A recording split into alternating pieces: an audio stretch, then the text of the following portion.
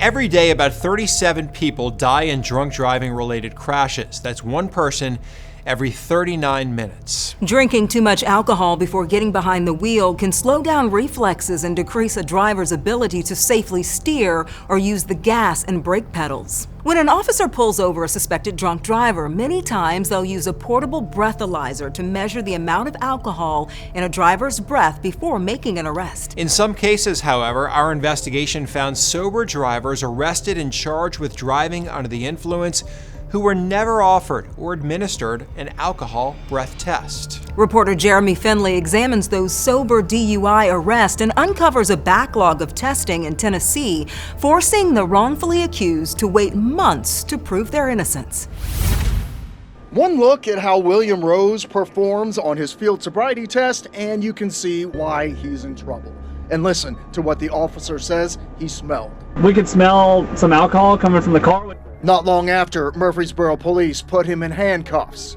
I was very cordial with them, but I was scared to death. Scared and confused because Rose was completely sober.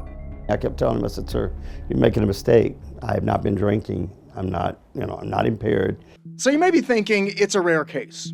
Except it also happened to Bill Shank in Clarksville. His DUI arrest was plastered all over a local media outlet. It feels surreal.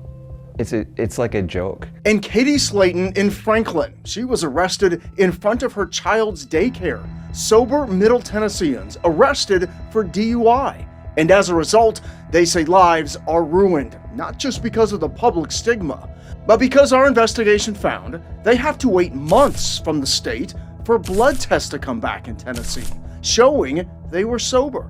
As Rose waited for results, he lost his job and insurance and racked up hefty legal fees. We lost close to $30,000 between legal fees and impound fees. Slayton, who was charged with DUI and felony child neglect, had her child removed by DCS for 9 weeks. They have traumatized my son, they have traumatized me. Shank says while months passed by, so did jobs. I lost 2 job opportunities because when you do my name and my city, my mugshot comes right up. It's not a flattering portrayal. Attorney Bernie McAvoy's client was arrested by Goodlettsville police for DUI and was completely sober. This particular client had to wait 8 months for that chemical test to prove that he had not consumed anything at all. But hold on, you may be thinking, didn't all these people fail field sobriety tests? Well, our investigation found completely sober people can perform badly, especially if they have health issues. Remember that Rose clearly couldn't walk a straight line? I have struggled with balance. I've been bow-legged most of my life, so I've struggled with balance for a long time. Slayton says she was so traumatized about doing a field sobriety test while police took her child away into the daycare that she performed badly. And Shank says his ADD makes it hard for him to follow directions.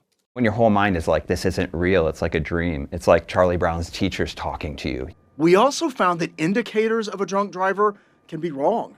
Police said they could smell alcohol in Rose's car. Post-COVID world, I grabbed some Purell and put some hand sanitizer on. And in Shank's car. Said the car smells like alcohol. But Shank is an Uber driver, and at the time he was arrested, his passenger in the back seat had been drinking.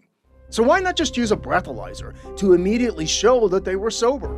I asked for a breathalyzer, they refused one. They said, we don't do them in Murfreesboro. In fact, many police departments no longer use breathalyzers. A spokesman for Murfreesboro Police say they find blood tests to be more accurate. But our investigation found the state says the average wait to get toxicology tests back, which completely exonerates a person from any impairment, is 3 months. But we found that's not what happened in these cases.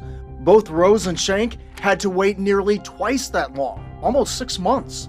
And Slayton waited 8 months. Is that acceptable? No, that's not acceptable. Jennifer Hall is the regional administrator of the TBI Crime Lab. There are times that our turnaround time was not acceptable. Hall says there's a backlog of alcohol and toxicology blood tests. The amount of cases simply outnumbers the staff able to quickly process them. They've hired more scientists this year and say turnaround is improving. Anytime someone's life is impacted by waiting on a result, that's a lot. And I think we want to improve. We want to do better. I feel like we're going in the right direction. Rose says the direction of his life fell, awaiting proof of his innocence. I didn't even get an apology letter from Murfreesboro Police Department, saying, hey, yeah, we goofed up, we messed up. And this has destroyed my life. All the people we profiled did have their charges dismissed. Now, we reached out to every police department who arrested a sober person for DUI and asked for comment, but all declined an on-camera interview, sending us statements instead. In Rose's case, the Murfreesboro police spokesman wrote the system worked as it is designed. Franklin police would not comment on Slayton's arrest. And the spokesperson for the Clarksville Police Department wrote in part, the officer acted in good faith and believed Mr. Shank was under the influence. In Nashville, I'm Jeremy Finley. According to the National Highway Transportation Safety Board, the best portable breath test devices typically cost between $300 and $700, and many law enforcement departments have only a limited number, and most patrol officers do not have regular access to them.